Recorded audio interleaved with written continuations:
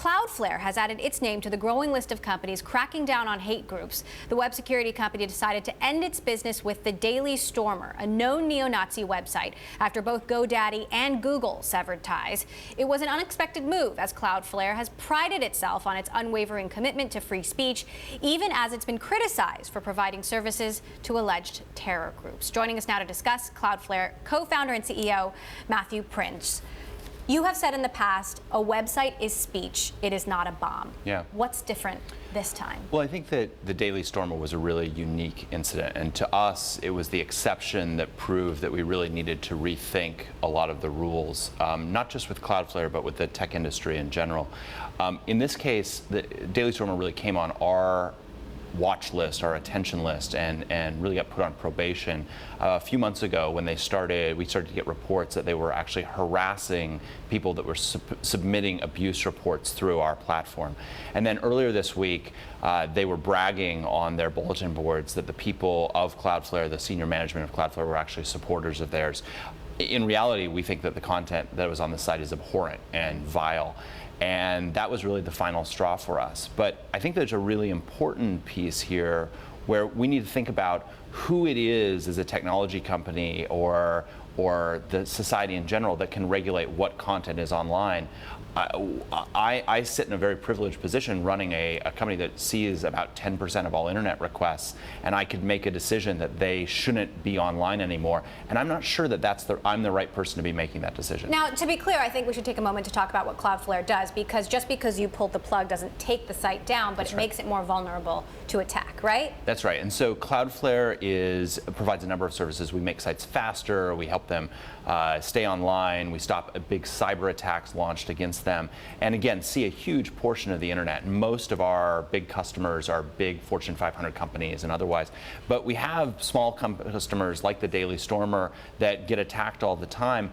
The reality of the internet today is that it's become such a dangerous place that if you don't have a major network like Cloudflare sitting in front of your infrastructure and you do anything which is controversial online, chances are that hackers are going to be able to knock you off. Now, the reality of the internet is also that the Daily Stormer isn't the only Nazi website online. There are other hate groups online, and are those groups still up and running thanks to Cloudflare's services in part? So we still believe that the right policy is to be a content neutral network. So this is not a precedent, what has happened with the Daily Stormer. This is a one-time thing. That's correct. I think that this is, we hope, a way for us to say, let's stop and think about what's the right place for internet content to be regulated. You think about a company like Google. So Google terminated the Daily Stormer from using their registrar service, but they didn't kick them off their ISP. They didn't push an update to Chrome that didn't let you access it. They didn't stop answering their DNS queries across their DNS service, and they didn't pull the search results from that site.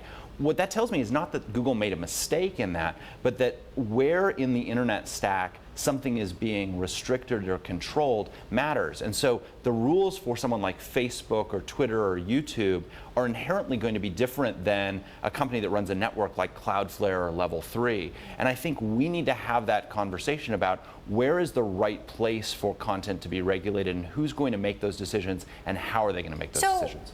Cloudflare has been called terrorists' little helper, a company that helps serve up hate on the web.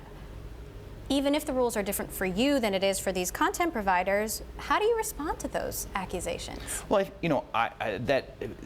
the nature of being neutral is that there's going to be someone who you upset all the time. We have a project called Project Galileo. But terrorism is different than, Sure. upsetting someone else for a variety of other reasons. And so when we hear that there's an allegation that there's something that's terrorist content, illegal content, or otherwise, we turn to the experts in terrorism and illegal content, which is law enforcement, legislators, regulators, and we say, here is this content, what would you like us to do? That to me feels like the principle of due process, that they are actually politically enshrined organizations who can make these decisions, as opposed to these decisions being made based on what the political whims of me or Mark Zuckerberg Zuckerberg or Jeff Bezos are. So are you saying you think the internet and these internet companies should be regulated like utilities? I don't think that that's the answer necessarily, but what I do think is that we need to have a conversation between all of the different stakeholders. And that means the technology companies, that means regulators, that means content creators, that means content consumers, that means civil society organizations. Because at this point, it's the Wild West where people are making these decisions and those decisions aren't actually transparent. This has been framed a lot as a freedom of speech issue, and I'm the son of a journalist. I think freedom of speech is absolutely critical, but I think it's important to acknowledge that it's a uniquely American concept and uniquely American idea. On the other hand, due process is something that spans the globe and people really, really, really believe in. And part of due process requires that there is transparency, that there's accountability, that you can understand what's going on. And I don't think that that's necessarily what's going on with technology companies right now. You've warned this is dangerous territory, this is a slippery slope. What is the worst case scenario?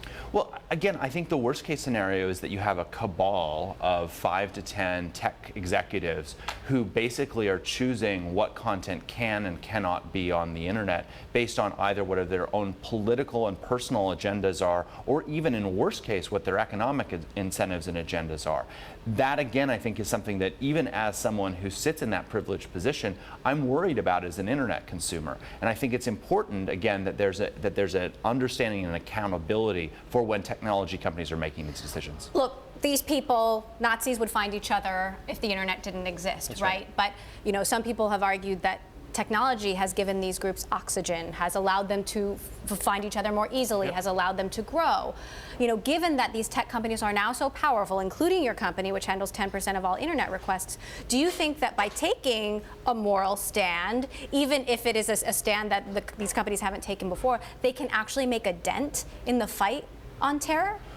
Like, can tech companies make a difference with their policies? And if so, does it make that moral choice worth it? So I am skeptical that censoring content makes content go away. On the other hand, I do think that taking content and saying this is something that we support and we believe in and we'll help promote that is really important. So what we're— But isn't that like the opposite? Like sort of, it's a double-edged sword, right? Promoting things you like versus, condemning things you hate. Again, I think that people learn to hate, and so if we can teach them how that isn't a productive and part of a modern civil society, then that makes a ton of sense. So what we do at Cloudflare is we actually work with over 100 civil society organizations to identify either politically or artistically important groups that might be under attack, and they may not be under attack from hackers, but they could be from governments, for example, LGBT groups in the Middle East, human rights workers in China, where they might be trying to be silenced. And we say we'll lend our services in order to make sure that they stay online. I think that that's the role that technology companies can really play, is in saying, here is a way, here's an alternative way of looking at the world, which again is more progressive and aligns with the moral values of those companies. Are you still, in this moment, uncomfortable with the decision that you made about the Daily Stormer? Absolutely. I think, again, I woke up one morning and got sick of these jerks using our platform, and I flipped a switch and they were no longer on the internet. And I'm not sure that that's a power that any individual, especially any individual that isn't politically, sort of has a political legitimacy to them, that any individual should be making.